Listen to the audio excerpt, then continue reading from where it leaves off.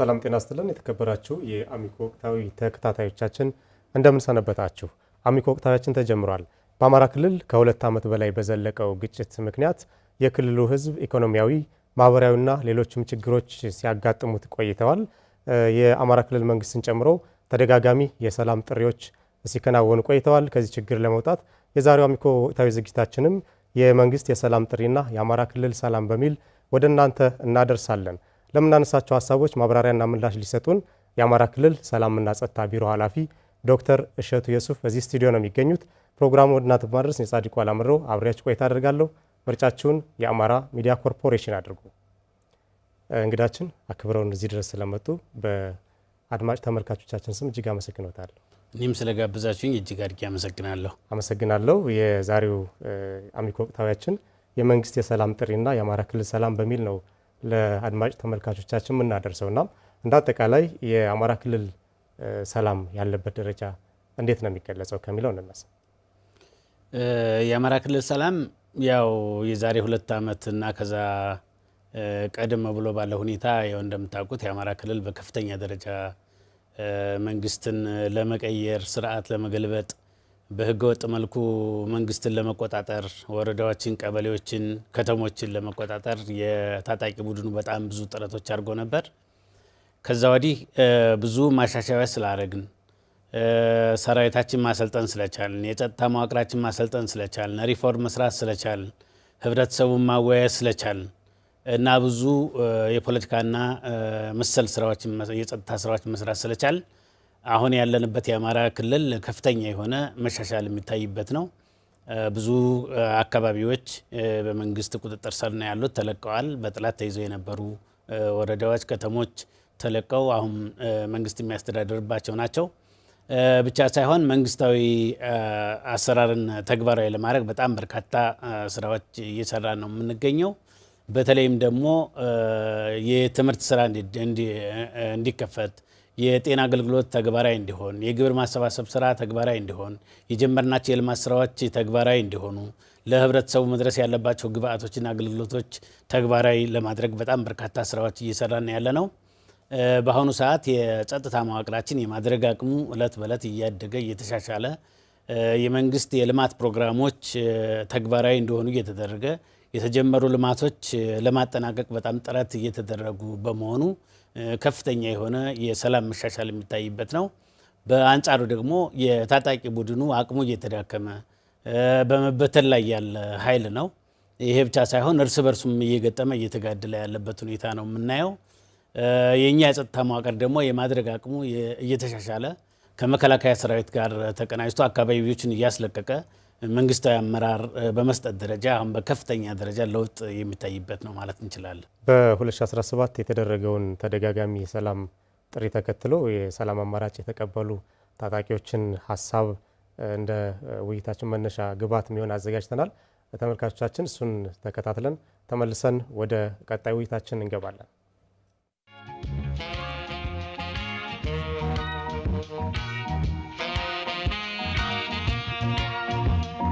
ሰላም ማንም አይጠላም። በእኛ ብቻ ግን የሚሆን ነገር የለም። እዛ ጫካም ያሉ ወንድሞቻችን ናቸው። የኛው ወንድሞች የኛው እህቶች ናቸው። ያለነውም እኛው ነው። ከልብ ቢያንስ እንዳዲያን ይችን ሀገር ወደ ሰላም እናምጣት፣ ህዝቡን ከሞት እንታደገው። እኛ በነገራችን ላይ ንብረታችን ወድሟል። በእኛም ይሁን በእነሱም ይሁን ህይወታችን አተናል። ከሁለቱም በኩል ነው ሞቱ።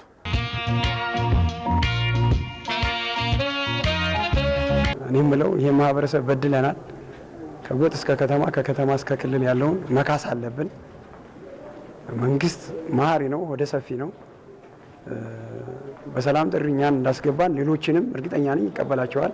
ጫካ ያሉት ወንድሞቼ ደግሞ ይሰማሉ፣ እንደሚሰሙ እንደሚያውንም ስለምገምት ስለዚህ ወደ ማህበረሰባችን ወደ በደልነው ማህበረሰብ ገብተን ማህበረሰባችን መካስ አለብን ነው። ይሄ ነገር የማያስፈልግም ብለን ነው እኛ ሰላም ፈልገን ወደ ሰላም የመጣን። አሁንም ቀሪ ወንድሞቻችን ከዛ ያሉት እንደኛ የሰላም አማራጩን ይሄን ቢቀበሉ ደስ ይለናል። መካስ አለብን እንግዲህ የበደልነውን ምዝብ መንግስትንም ቢሆን በመናገዘው ያው ማገዝ አለብን። ብዙ ንብረቶች ያው ጠፍቷል፣ ብዙ ጉዳት አለ። በማከለ ላይ በሁለቱም አካባቢ በቢያንስ ማህበረሰቡ ነው የተጎዳ። ሆኖ አማራጭ መጨረሻ ጊዜ አሁን የጥፋት ነው፣ በቃ ውድመት ነው። አማራጩ መጨረሻ ላይ ልማትና ሰላም ስለሆነ ህዝባችን አሁን በቅቶታል። እንደኛም ጓደኞቻችን መጥተው ሌሎቹም መንግስትም አሁን በድጋሚ እየጠራ እንደዚህ ሁሉም ወደ ቦታው እንዲቀላቀል እንፈልጋለን። በጣም ማናጣቸውን ጓደኞቻችን አተናል። ከዚያም ሆነ እዚህ ህዝባችን ቁጥራችን ቆንሷል። በጣም ነው እየቆጨኛል። ወደፊት ሰላም እንዲሰፍን አንድ ሆነን ለህዝባችንም ይቅርታ ብለን መንግስታችንም የሰጠንን ይቅርታ ተቀብለን ያው ወደ ሰላማችንና ወደ ልማታችን እንድንገባ ነው የምጠይቀው።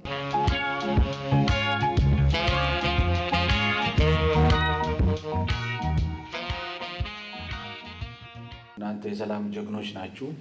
ሰላም መርጣችሁ ስለመጣችሁ አማራ ክልል ፖሊስ ከመቼውም ጊዜ በላይ ከጎናችሁ ሆኖ ማንኛውንም ድጋፍ እንደሚያደርግ ቃል መግባት እፈልጋለሁ። በራችን ክፍት ነው። የየትኛውም አካባቢ ያሉ የዞን መምሪያዎች፣ የአድማ ብተና አመራሮች፣ ሁሉም በየደረጃው ያሉ ለእናንተ ማንኛውንም ድጋፍ ያደርጋሉ።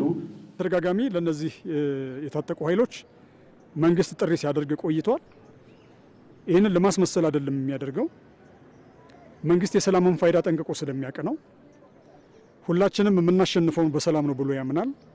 ሁላችንም ደግሞ ተጠቃሚ የምንሆነው በሰላም ውስጥ በሚገኝ ልማትና የመልካም አስተዳደር መረጋገጥ ነው ብሎ ያምናል። ስለሆነም እነዚህ ያጋጠሙ ከዛም ከዚህ የሚያጋጠሙ ግጭቶችና ለመረጋጋቶች በሰላማዊ መንገድ እንዲፈቱ ግልጽ የሆነ የሰላም ጥሪ፣ የምህረት ጥሪ፣ የአንድነት ጥሪ በማድረግ በርካታ አካላት በዚህ መንገድ እንዲገቡ ማድረግ የተቻለበት ሁኔታ አለ ማለት ነው። መንግስትም ይህን ጥሪ ማድረጉ ትክክል ነው። እነዚህ ኃይሎችም ይህን ጥሪ አክብረውና ተቀብለው መምጣታቸው በጣም ትክክል ነው። ሌሎቹም ያልገቡ ኃይሎች፣ ያልመጡ ኃይሎች ከነዚህ ወንድሞቻቸው ትምህርት ወስደው ነገም ቢሆን የሰላም መንገድን እንዲከተሉ አበክረን ጥሪ እናስተላልፋለን ማለት ነው። ተመልሰናል። ተከታታዮቻችን የተከታተለን የተመለስ ነው በ2017 የክልሉ መንግስት ያደረገውን የሰላም ጥሪ ተከትሎ የሰላም አማራጭን የተቀበሉ ታጣቂዎች የሰጡትን ሀሳብና የክልሉ ከፍተኛ ኃላፊዎች እንዲሁ የሰላም ቁርጠኝነት ላይ ያነሱትን ሀሳብ ነበር ተከታትለን የተመለስ ነው። በቀጣይ ውይይታችን ደግሞ ሰፊ ሀሳቦችን ያነሳን ቆይታ ነው የምናደርገው። ዶክተር የክልሉ መንግስት ተደጋጋሚ የሰላም ጥሪዎችን አድርጎ ነበር። ችግሮች በውይይት እንዲፈቱ ያለውን አቋምም በተደጋጋሚ ሲገልጽ ቆይቷል። ይህንን ተከትሎ ምናልባት ከዚህ በፊት የተደረጉ ተከታታይ የሰላም አማራጭ ጥሪዎች ተቀባይነታቸው ምን ይመስል ነበር? ምን ለውጥ አመጡ? እንደተባለ ችግሩ እንዲያጋጠመን መጀመሪያ የተደረገው የሰላም ጥሪ መንግስት ነው ተከትሎ ችግሩ መፈጠሩን ተከትሎ የሰላም አማራጮችን ተደጋጋሚ አቅርበዋል። መጀመሪያ የጀመረው ችግሩ እንደተፈጠረ የክልል ምክር ቤት አባላት በየአካባቢያቸው ሂደው የሰላም ጥሪን በማቅረብ ችግሩ በውይይት ይፈታ፣ በምክክር ይፈታ፣ በጦርነት የሚፈታ ነገር የለም ብለው በየአካባቢያቸው ሂደው ለማወያየት ሙከራ ተደርጎ ሀሳቡ ተቀባይነት በማጣቱ ምክንያት ግጭቱ ቀጥሏል። ከዛ ቀጥሎ ደግሞ የክልሉ መንግስት ክቡር ርዕሰ መስተዳድራችን የሰላም ጥሪ አቅርበዋል። ያ ብቻም ሳይሆን የሀገራችን ጠቅላይ ሚኒስትር ክቡር ዶክተር አብይ አህመድ በሰላም ችግሩ እንዲፈታ በዚህም ባህር ዳር በመጡበት ጊዜ መግለጫ ሰጥተዋል። ከዛም በኋላ ደግሞ የብልጽግና ጉባኤ በሚካሄድበት ጊዜ የሰላም ጥሪ አቅርበዋል። ተደጋጋሚ ነው የሰላም ጥሪ ያቀረቡት። ይህንን ተቀብለው የሰላም አማራጭን የተከተሉ ታጣቂዎች የተቀበሉ ታጣቂዎች ነበሩ። በ2016 መጨረሻ አካባቢ ወደ 12000 የሚሆኑ የሰላም ጥሪውን የተቀበሉ ኃይሎች መጥተው ሰልጥነው ወደ ህብረተሰቡ ተቀላቅለዋል። በ2017 ደግሞ ያሁን ቅርብ ጊዜ ያሰለጠነውን ጨምሮ ወደ 10000 የሚሆኑ ሰዎች የሰላም ጥሪውን ተቀብለው ስልጠና ወስደው የማቋቋሚያ ገንዘብ ተሰጥቷቸው ወደ ህብረተሰቡ የተቀላቀሉበት ሁኔታ አለ እና የሰላም አማራጩን የተቀበሉ ነገሩ የገባቸው ናቸው። ሁኔታውን የተረዱት ናቸው። ይሄ ነገር የአማራ ክልልን ህዝብ ጥያቄ አይመልስም። ጦርነት የአማራ ህዝብ ጥያቄ ሊመልስ አይችልም። የአማራ ህዝብ ጥያቄ ሊመለስ የሚችለው በውይይትና በምክክር በሰለጠነ አኳኋን መመካከር ነው። በተለይ ደግሞ አሁን የተሰለፍንበት የትጥቅ ትግል ከጠላት ጋር ያበረ ነው። ከውጭ ኃይሎች ጋር ያበረ ነው። የውጭ ኃይሎችን የጠላቶቻችንን የሚያግዝ ነው፣ የሚደግፍ ነው። አማራ ክልልን የሚያቀጭጭ ነው። አማራ ክልልን የሚያሳንስ ነው። አማራ ክልልን የሚያኮሰምን ነው። ልማትን ወደ ኋላ የሚመልስ ነው። እየዘገየ ስለገባን ከሱ ጋር አንታገልም ብለን መተናል። አገራችንን ያሳንሳል ብቻ ሳይሆን ልማታችን ወደ ኋላ ይጎትታል። የልማት አማራጭን እንዳንከተልና እንዳንለማ ያረጋል፣ ያበሳቁለናል፣ ያደያየናል። አሁን ትምህርት መከልከል ለምሳሌ ትምህርት መከልከል የኋልዮሽ እንድንሄድ ማድረግ ነው። በትውልድ ላይ ጨዋታ መጫወት ነው። ይህ ትክክል አይደለም ብለው ነገሩ ገብቷቸው መጥተው ስልጠና ወስደው ከኛ ጋር ለመሰለፍ ተስማምተው ማቋቋሚያቸውን ወስደው ይሄዱ ነው። እኛም ይሄን ተከትለን የተለያዩ ነገሮችን አውጥተናል። ለምሳሌ የክልሉ መስተዳድር ምክር ቤት ምን አድርጓል? የታጠቁ ኃይሎች ወደኛ በሚመጡበት ጊዜ የምናቋቁምበት አዋጅ ደንብ ሊኖረን ይገባል ብሎ ደንብ አውጥቷል። ወደ ስራ የሚመለሱበትን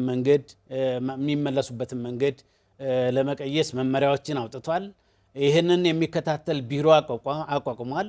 ሰላምና ጸጥታ ቢሮ ሰዎቹን መቀበል፣ ማሰልጠን፣ ድጎማ መስጠት፣ ከዛ በተጨማሪነት ደግሞ የስራ እድል መፍጠር እና ህብረተሰቡ ጋር ማቀላቀል፣ በጸጥታ አካላት የሚሰማሩ ካሉ ለይቶ የማሰማራት፣ ወደ መንግስት ስራቸው መመለስ ያለባቸው ካሉ እንዲሰማሩ ማድረግ ይገባል ብሎ ይህን እየሰራ ነው። ወቅታችሁናል፣ አቃጥላችሁናል፣ አውድማችሁናል፣ ከጥላት ጋር ተባብራችኋል ሳይል ተቀብሎ እቅፍ ድግፍ አድርጎ የስራ እድል ፈጥሮ ከኛ ጋር አብረው እንዲሰሩ ለማድረግ የሚያስችሉ የተለያዩ አዋጆችንም ደንቦችንም መመሪያዎችንም አውጥቶ እየተገበረ ነው ያለውና የገባቸው ተቀብለው በዚህ ሁኔታ እየቀጠሉ ነው ማለት እንችላለን። አሁን ያነሱልኝ አዋጆችና ደንቦች፣ የህግ ማዕቀፎች ዶክተር ምንድን ነው የሚነግሩን? በክልሉ በኩል ያለውን ቁርጠኝነት እንዴት የሚያሳይ ነው? የክልሉን መንግስት ተሻጋሪ አመለካከት ነው የሚያሳየው። ዋናው ችግራችን ድህነት ነው። ከድህነት የመነጨ ነው። ከድህነት መውጣት አለበት ሰው። ይህ ብቻ ሳይሆን ለሰላም አማራጭ መንግስት ያለውን ቁርጠኝነት ያሳያል። ከድህነት ማውጣትም በተጨማሪነት ሰላም የሚያመጣው ምክክር ነው፣ ውይይት ነው። ከዚህ ቀጥሎ ደግሞ የስራ እድል መፍጠር ነው፣ ወደ ስራ እንዲመለሱ ማድረግ ነው። ነገሮችን በውይይትና በምክክር መፍታት ነው እንጂ በግጭት መቋጨት አማራጭ እንዳልሆነ የክልሉ መንግስት ስለገባው ይህንን መሰረት ያደረገ ደንብም መመሪያም ለማውጣት ጥረት ያደረገው ለሰላም ባለው ቁርጠኝነትና ባለው ተስፋ ነው ማለት እንችላለን። የወጡ ደንቦችና መመሪያዎች፣ የህግ ማዕቀፎች ምንድን ናቸው? ምን ያህልስ የሰላም አማራጭን ተቀብሎ ለሚመጡ አካላት የሚያቋቁሙ ናቸው? ደንቦቹ የሚሉት ምንድን ነው? የመጀመሪያው የሰላም አማራጭ የተቀበሉት ሰዎች የሚሰሩት ስራ ይኖር ነው። የሚሰሩት ስራ ይኖር፣ የስራ እድል ይፈጠርላቸው፣ ከመንግስት ጋር አብረው የሚሰሩበት ሁኔታ፣ አገራቸውን የሚያለሙበት ሁኔታ፣ እነሱ ራሳቸውን የሚጠቅሙበት ሁኔታ፣ ቤተሰቦቻቸውን የሚያስተዳድሩበት ሁኔታ ይፈጠርላቸው፣ እድል ያገኙ፣ የመልማት እድል ያገኙ፣ የመበልጸግ እድል ያገኙ፣ የአካባቢያቸውን የማልማት እድል ያገኙ፣ በጸጥታ ተቋም ውስጥ ተሳትፈው ህግ የማስከበር እድልም ያገኙ፣ አገራቸውን የማልማት አገራቸውን የመከላከል እድል ያገኙ፣ ከኛ ጋር አብረው ይታገሉ፣ ከኛ ጋር አብረው ሆነው የውጭ ጠላትን ይከላከሉ፣ ከኛ ጋር አብረው ሆነው ደግሞ ራሳቸውን ለመለወጥ ጥረት ያድርጉ። ስለዚህ በልማትም በሰላምም በዲሞክራሲ ስርዓት ግንባታም በፍትህ ማረጋገጥም ህብረተሰብን በመጥቀም በምናደርጋቸው እንቅስቃሴዎች እነሱም የልማቱና የዚህ አካል ሆኖ መሳተፍ አለባቸው። ባይተዋር በዚህ ሀገር ባይተዋር የሆነ ትውልድ መኖር የለበትም። በሀገሩ ጉዳይ ላይ የሚያገባው በሀገሩ ጉዳይ ላይ ልማት ተሳታፊ የሚሆን ንቁ ተሳታፊ የሚሆን በፖለቲካ ስራም እንደዚሁ በንቃት የሚሳተፍበት ሁኔታ መፈጠር አለበት። ይሄ ብቻ ሳይሆን ሀሳብ አለኝ የሚል በሙሉ በውይይት ነው ችግሩን መፍታት ያለበት። ስልጣን የሚፈልግ ሰው ካለ ተወዳድሮ በምርጫ ተወዳድሮ አሸናፊ የሚሆንበት ሁኔታ መፈጠር አለበት። ከጠመንጃ በመለስ ያሉ የውይይትና በምርጫ የመሳተፍ ፖለቲካ ፓርቲ የመመስረት ዲሞክራሲ ስርዓትን ተግባራዊ የማድረግ ሁኔታዎች ለማንኛውም ዜጋ ለማንኛውም ትውልድ ክፍት መሆን አለበት። የጦርነቱ መካሄድ ያለበት በጠረጴዛ ዙሪያ ነው እንጂ በክላሽ አይደለም። የሀሳብ ትግል ነው መደረግ ያለበት። ለሀሳብ ትግል የተመቸ ሁኔታ መፈጠር አለበት በሚል ነው መንግስታችን እነዚህ መመሪያዎችም ደንቦችም ለማውጣት ጥረት እያደረገ ያለው። በ2016 እና 17 ቅድም እንዳነሱልኝ በ10 ሺዎች የሚቆጠሩ ታጣቂዎች የሰላም አማራጭን ተቀብለው ወደ ሰላም አማራጭ መጥተዋልና ይህ የተደጋጋሚ የሰላም ጥሪ የክልሉን አንጻራዊ ሰላም በማረጋገጥ በኩል ምን አስተዋጽኦ አበርክቷል ማለት እንችላለን? ከፍተኛ የሆነ አስተዋጽኦ አበርክቷል። ጠላት የታጠቀው ቡድን ከዚህ በፊት የነበረ የሰው ኃይል የለውም። እየተመናመነ መጥቷል፣ እየተዳከመ መጥቷል። ከዚህ በፊት ይዟቸው የነበሩ አካባቢዎች አልያዘም። ያ የሆነበት ምክንያት ጠላት ከውስጡ እየወጣ እነዚህ የታጠቁ ቡድኖች ከውስጡ እየወጡ የሰላም አማራጭን እየተቀበሉ በመሄዳቸው ምክንያት ነው። ብዙ ስራዎች ስለሰራን የሰላም አማራጩ ተቀባይነት እያገኘ የጦርነት አማራጩ እየደከመ በሂደት ደግሞ እየኮሰመነ እየቀጠለ ደግሞ እየጠፋ ሊሄድ የሚችልበት ሁኔታ ስለፈጠረ የሰላም አማራጮቹ ብዙ ጠቀሜታዎች አግኝተንበታል ማለት እንችላለን። የሰላም አማራጭን የተቀበሉ አካላትን ወደ ሰላማዊ ህይወት በመመለስ ሂደቱ ላይ የክልሉ መንግስት ከብሔራዊ ተሃድሶ ኮሚሽን ጋር በጋራ እንደሚሰራ በቅርቡ ባወጣችሁት መረጃ ማየት ችያለሁ እና ይህ መሆኑ የሰላም አማራጭን የተቀበሉ ታጣቂዎችን በዘላቂነት ለማቋቋም በተገቢው መንገድም ለማገዝ ምን ያህል እያገዛችሁ እያደረግን ያለ ነው? አሁን የስራ ዕድል ተፈጠረላቸዋል። ለምሳሌ ሲወጡ የሚከፈላቸዋል የማቋቋሚያ በተሃድሶ ኮሚሽን አማካኝነት የሚሰጣቸው የማቋቋሚያ ገንዘብ አለ። የሚሰጣቸው የማቋቋሚያ ገንዘብ ብቻ በቂ ስለማይሆን ሌሎች አማራጮች ይፈል ለምሳሌ በግብርና ዘርፍ የተሰማሩ አሁን በግብርና ዘርፍ እየሰሩ ያሉ አሉ። በኢንዱስትሪ መስክ ተሰማርተው የሚሰሩ በዛ የተሰማሩ የህብረተሰብ ክፍሎችም አሉ። በአገልግሎት ዘርፍ እንዲሁም ደግሞ በተለያዩ የስራ ዕድል ፈጠራ በሚፈጠርባቸው 5 ዘርፎች አማካኝነት በርካታ ሰዎች ወደ 4000 የሚጠጉ ሰዎች የስራ ዕድል የተፈጠረላቸው አሉ። ከባለፈው 2017 መጨረሻና አሁን ደግሞ 2018 በያዝ ነው ከ4000 የማያንሱ ሰዎች የስራ ዕድል የተፈጠረላቸው አሉ። ወደ መንግስት ስራም የተመለሱ አሉ።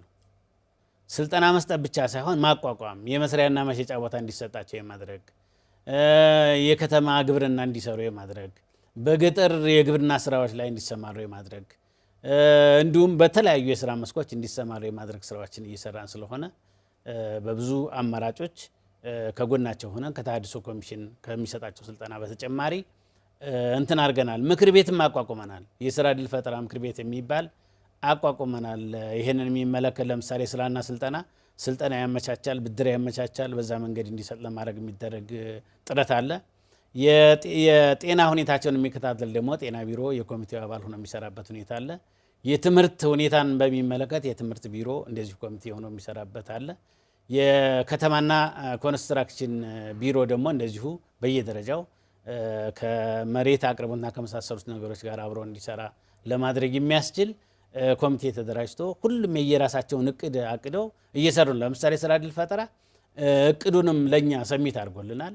በዙ መሰረት ወደታችም አመራር ሰጥቶ የስራ ዕድል የሚፈጠርበት ሁኔታ ለመፍጠር በጣም ብዙ ጥረቶች እየተደረጉ ስለሆነ የስራ ዕድል ፈጠራው በዚህ መልኩ እየሄደ ነው ማለት እንችላለን። በዚህ ሂደት የብሔራዊ ተሃድሶ ኮሚሽን ሚና ምንድን ነው? የብሔራዊ ተሃድሶ ኮሚሽን ሚና አንደኛው ሰዎቹን የመለየት ነው።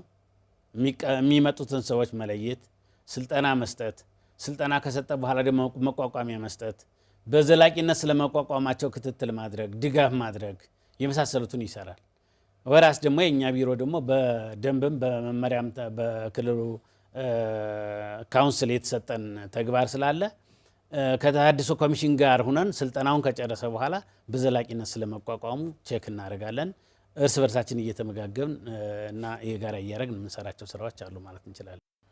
ከስልጠናም ከስራ ፈጠራም በኋላ የሰላም አማራጭ የተቀበሉ ታጣቂዎች ወደ ማህበረሰቡ ነው የሚመለሱት ቅድም እንዳሉት እና ወደ ማህበረሰቡ ሲመለሱ ደግሞ በቀደመ ማንነታቸው ጫና እንዳይደርስባቸው በማህበረሰቡ በኩል እንዳይገለሉም ያልተገባ አካላዊም ስነልቦናዊም ጫና ውስጥ እንዳይወድቁ በሚደረገው ሂደት ማህበረሰቡ የራሱን ሚና እንዲወጣ በሚደረገው ሂደት ምን ያህል ግንዛቤ ማስጨበጥ ስራዎችን ተሰርተዋል እንደ መንግስት?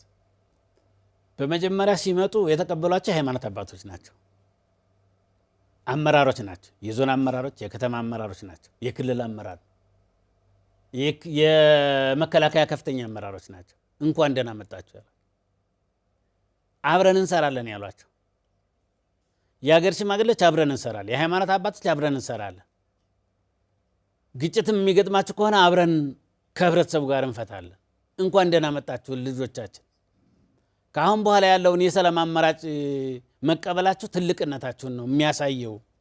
መጸጸታችሁን ነው የሚያሳየው። ከችግር መውጣታችሁን ነው የሚያሳየው።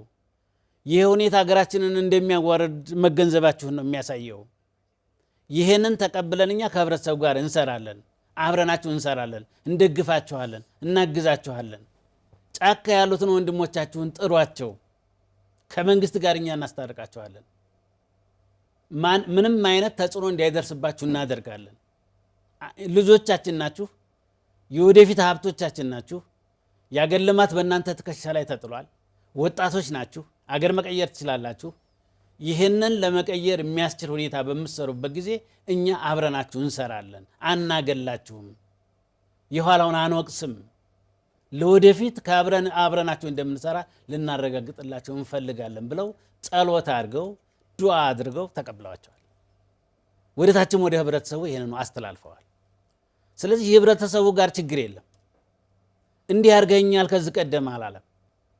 ሁኔታ ነው እንደዚህ ያረገህ፣ ድህነት ነው እንዲህ ያረገህ፣ ጥላት ነው እንዲህ ያረገህ፣ እንድንናቆር ያረገን ጥላት እናውቀዋለን። ሳትገነዘበው ቀርተ ነበር። አሁን ከተገነዘብክ ደግሞ ችግር የለም። ይቅር ባዮች ነን እኛ። አብረናችሁ እንሰለፋለን። ከችግራችሁ እንድትማሩ ከተማራችሁልን እኛ ከናንተ ጎን ሆነን እንሰራለን። የሚደርስባችሁን በደል አብረን እንጋፈጠዋለን ብሏቸዋል ህብረተሰቡ። የሰላም አማራጭ የተቀበሉ ታጣቂዎች በኩልስ ምን አይነት ሀሳብ ነው የሚነሳው? በተለያዩ ማሰልጠኛዎች በስልጠናዎችም ስለምትገናኙ እርስዎም ቅድም ባየነው ግባትም ሄደው በአካል ማሰልጠኛ ድረስ እንደ ጎበኟቸው አይቻለውና ምን አይነት ግባት ሰጧችሁ?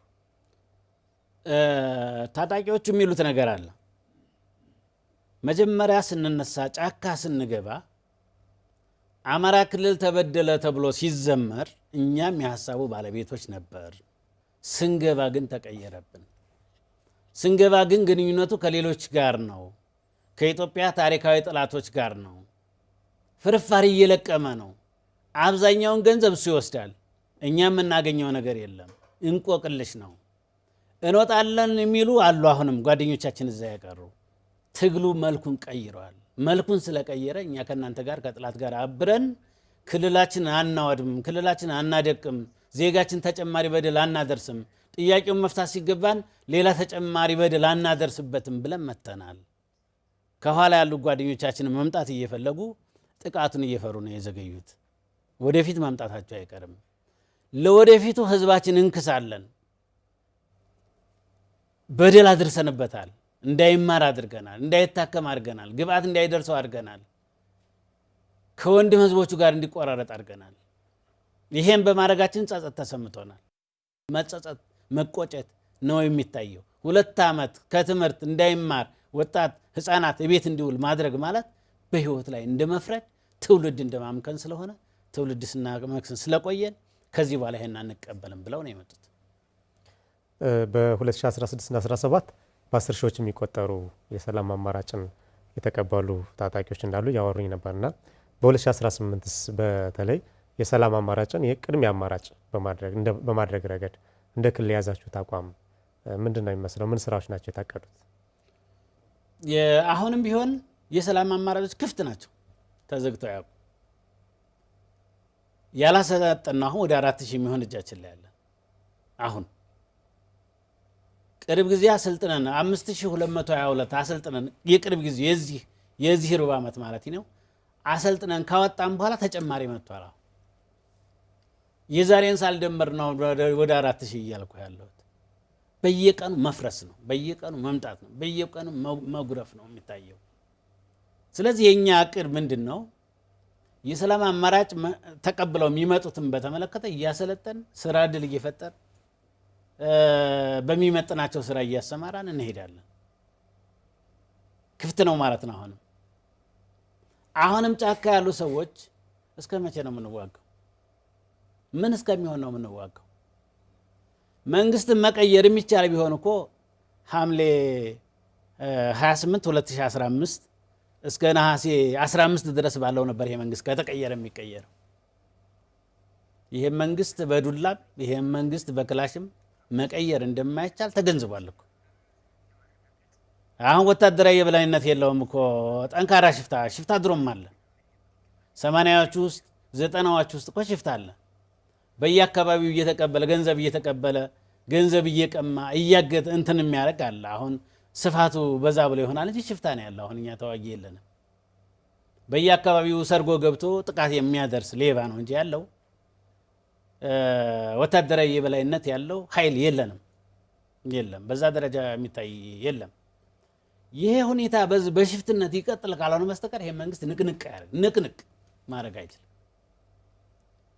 እና አማራጩ ምንድነው? ችግርን በውይይትና በምክክር መፍታቱ ይሻለናል። ክልላችን ወደ ኋላ አስቀርቷል። ክልላችንን አውድሟል። ክልላችንን አበሳቁሏል። የልማት ጊዜያችንን ነው የምናጠፋው። ከሌሎች ጋር እንዳንወዳደር ነው የሚያረገን። በድህነት ረጅም ጊዜ እንድንቆይ ነው ሊያረገን የሚችለው እና ይልቁንስ የሰላም አማራጩን ተቀብሎ አገሩን በማልማት ራሱን መቀየር የተሻለ ይሆናል የሚል ነው ያለኝ።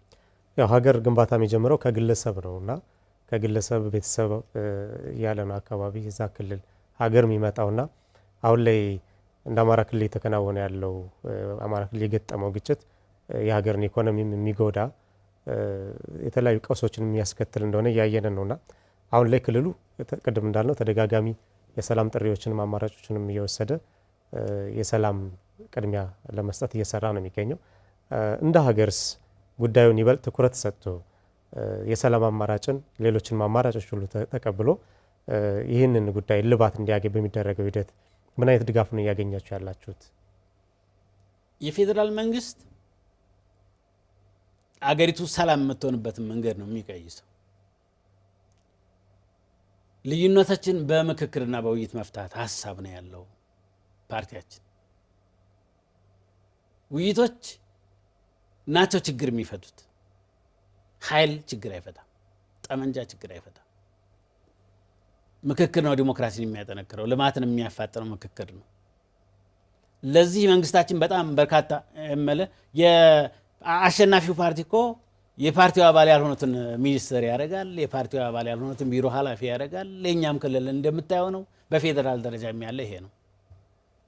ኃይልን ማሰባሰብ የሚችል አገሩን ማልማት የሚችል ልማትን ማፋጠን የሚችል ዲሞክራሲን ማስፋት የሚችል ሰው የሚሳተፍበትም በተጨማሪነት ደግሞ ሀሳብ አለኝ የሚል በምርጫ ቀርቦ ሀሳቦቹን አቅርቦ በህብረተሰብ ተመርጦ መንግስት መሆን ይችላል።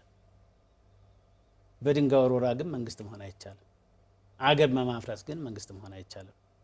መንግስት መሆን የሚቻለው በውይይትና በምክክር በምርጫ ወደፊት የመጣ ሰው ብቻ ነው። የሀሳብ የበላይነት ብቻ ነው የሚያዋጣው በዚህ ዘመን ነው። የሀገራችን መንግስትም አቋም ይሄ ነው። የክልላችን መንግስትም አቋም ይሄ ነው። በኃይል የሚመጣ ስልጣን የለም። በኃይል የሚያዝ ቦታም የለም። የሚያዘው በምርጫ ብቻ ነው እና በዲሞክራሲያዊ ስርዓት ብቻ ነው መንግስት የሚያዘው የሚለውን መንግስታችን አጥብቆ የሚሰራበት ነው ማለት እንችላለን። እንግዲህ የግጭቶች ሁሉ መጨረሻ ውይይት ነው የሚሆነው። ከዚህ በፊት እንደ ሀገርም የገጠመን አውዳሚ ጦርነትም የተፈታው በዛ ነው። ዓለም አቀፍ ሂደቶችም የሚያመላክቱት ይሄን ነውና አሁን ላይ ክልሉ የገጠመው የሰላም እጦትና ግጭት በሰላም እንዲፈታ እንደ ሌሎች ሁሉ መጨረሻው ውይይትና ንግግር እንዲሆን በሚደረገው ሂደት ከመንግስት ምን ይጠበቃል፣ ከማህበረሰቡም ከሌሎች ዓለም አቀፍ ተቋማትም ቢሆን ምን ይጠበቃል የሚለውን የመጨረሻ መልእክት ያስተላልፉ። እንግዲህ ችግሮች በውይይት እንዲፈቱ መንግስት ትልቅ ሚና አለው። በሩን ክፍት ማድረግ፣ የሰላም አማራጭን ክፍት ማድረግ፣ የውይይት በር መክፈት፣ ምክክርን ማስፋት ይጠበቅበታል።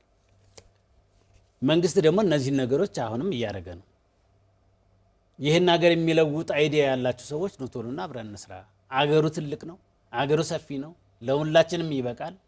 አገር የሚያሳድግ ሀሳብ ያላችሁ ኑና አብረን እንስራ እያለ ነው። እኛ ክልልም ያለውን ሁኔታ ታዩታላችሁ። ኃላፊነትን ሸር በማድረግ የኛ መንግስት የኛ ፓርቲ የሚወቀስ አይደለም።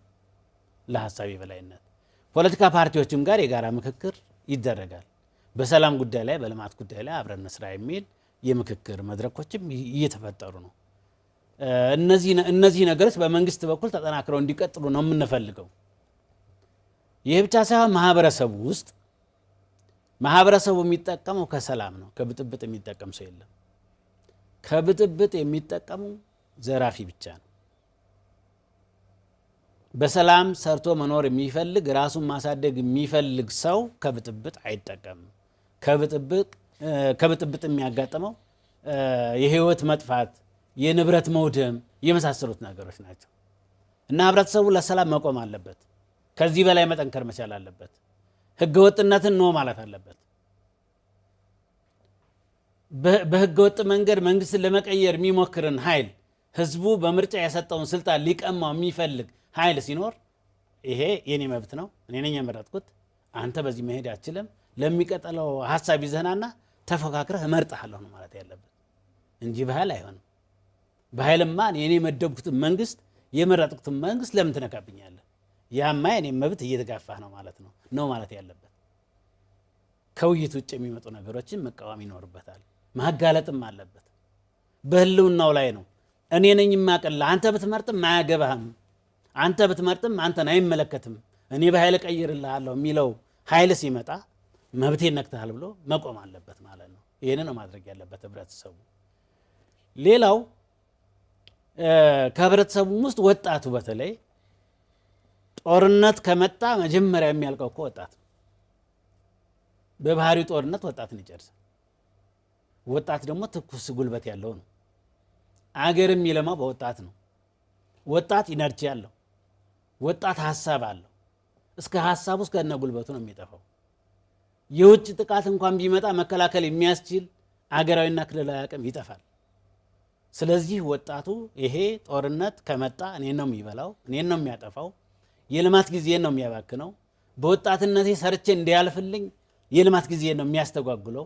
ስለዚህ ይሄ አይገባም ብሎ አቋም ሊወስድ ይገባል። ወጣቱ የመማሪያ የመሰልጠኛ ገንዘብ የሚያካብትበትን ጊዜ ነው የሚያባክነው እና ወጣቱ ትውልድ ኖ ይሄ ትክክል አይደለም ማለት አለበት። ይህ ብቻ ሳይሆን ሚዲያን ብንመለከት አንዳንዶቹ ሚዲያዎች ኪሳራ የሚቸበችቡ ናቸው። ኪሳራ ነው የሚሸጡት። እዛ ማዶ መንደር ወይም እዚህ አካባቢ እከሌ ተጠቃ ብለው እከሌ አሸናፊ ነው ብለው ያላሸናፊውን አሸናፊ እንዲሆን አድርገው ጀግና ያልሆነውን ጀግና እንዲሆን አድርገው ዱላ እያቀበሉ የሚያጋድሉ ሚዲያዎች አሉ። ይሄ መስተካከል አለበት። እንዲህ ሰው አገሩን እንዲወድም ይሰራል? አገሩ እንዲቃጠል እንዴት ይሰራል? አገሩ የሚለማበትን መንገድ ይፈልጋል እንጂ አገር እንዲቃጠል፣ መንገድ እንዲዘጋ፣ ድልድይ እንዲቋረጥ፣ ሕክምና እንዲጠፋ፣ ግብዓት ለህብረተሰብ እንዳይደርስ የሚያደርግ ሚዲያ አገሩን ከማውደም በላይ ምን ያመጣል? ስለዚህ ሚዲያዎች የተስተካከለና እውነተኛ ነገር ለህብረተሰቡ ማቅረብ አለባቸው። ያልተስተካከለ ነገር ቢኖር መቅረጽ አለባቸው። ይሄ አገር ያወድማል፣ ይሄ እሴት ይሸረሽራል፣ ይሄ ወንድማማችነትን ያጠፋል፣ ይሄ አብሮነትን ያጠፋል፣ ይሄ ክልልና ክልል እንዳይገናኝ ያደርጋል፣ በብሔሮችና በሃይማኖቶች መካከል ግጭት ይፈጥራል። ይሄ ልክ አይደለም ነው ማለት ያለባቸው ሚዲያዎች እንጂ የማን አባት ገደል ገባ የሚል እርስ በርሳችን እንድንጫረስ የሚያደርጉ ሚዲያዎች አውዳሚ ናቸው። ይህንም መታገል አለበት። ዲያስፖራውም እንደዛው ነው። የተስተካከለ አመለካከት ያላቸው ዲያስፖራዎች አሉ፣ አገራቸውን የሚወዱ አገራቸውን አሳልፈው ለባዕድ የሚሰጡ ደግሞ አሉ። አገሩን አሳልፈው የሚሰጥ በትውልዱ ኢትዮጵያዊ የሆነ ወይ በትውልዱ አማራዊ የሆነ ግን ደግሞ ለጥላት የሚያበር ልክ አይደለም። ይሄንን ማውገዝ ነው ያለበት። ራሱን ገንዘብ ለማግኘት ብሎ አገሩን እንዴት ይሸጣል? ሰው ሀብት ለማግኘት ብሎ ፍርፋሪ ለማግኘት ብሎ የተወለደበትን አገር ከነ ችግሯ እዚህ ያደረሰችውን አገር ወግቶ ምን ሊሆን ይችላል? ስለዚህ መሆን ያለበት የሚዲያ ሁኔታም በዚህ መልኩ መገራት መስተካከል አለበት ማለት ነው። እነዚህ ነገሮች መስተካከል አለባቸው እና ከህብረተሰቡ በጥቅሉ አገሩን በማልማት የሚገባው መስዋዕትነት መክፈል ያስፈልገዋል። ይህ ትውልድ አገር የማሻገር ለልጆቹ የሚያስረክበውን አገር ማስረከብ አለበት፣ ሰርቶ ማስረከብ አለበት። እርስ በርሱ የሚባላ ትውልድ አገር አይገነባም፣ ወደኋላ ነው የሚመለሰው። ለጥላት መሳቂያ ነው፣ መሳቂያ መሳለቂያ ነው የምንሆነው። ጥላቶቻችን እንድንኮሰምንላቸው እንድንደይላቸው ይሰራሉ። የእነሱን ሀሳብ ተቀብሎ ማስተጋባት የለበትም። ይሄ የጥላት ሀሳብ ነው። ይህ ሀገር የሚያዋርድ ይህ ሀገርን ችግር ላይ የሚጥል ነው። ይህንን አንቀበልም ማለት አለበትና ህብረተሰቡ በዛ ደረጃ መታየት አለበት ለማለት ነው። የአማራ ክልል ሰላምና ጸጥታ ቢሮ ኃላፊ ዶክተር እሸቱ የሱፍ በሰጡን ሰፊ ማብራሪያ በአሚኮ ወቅታዊ ተከታታዮቻችን ስም እጅግ አመሰግናለሁ። እኔም አመሰግናለሁ። የተከበራችሁ የአሚኮ ወቅታዊ ተከታታዮቻችን የመንግስት የሰላም ጥሪና የአማራ ክልል ሰላም በሚል ወደ እናንተ የደረሰው የዛሬው አሚኮ ወቅታዊ ዝግጅታችን በዚህ ተጠናቋል። ፕሮግራሙን ወደ እናንተ በማድረስ እኔ ጻድቁ አላምረው ከመላ የስቱዲዮ ባለሙያዎቻችን ጋር አብረን ቆይታ አድርገናል። በሌላ ጊዜ በሌላ ርዕሰ ጉዳይ እንጠብቃችኋለን። ሰላም ቆዩ።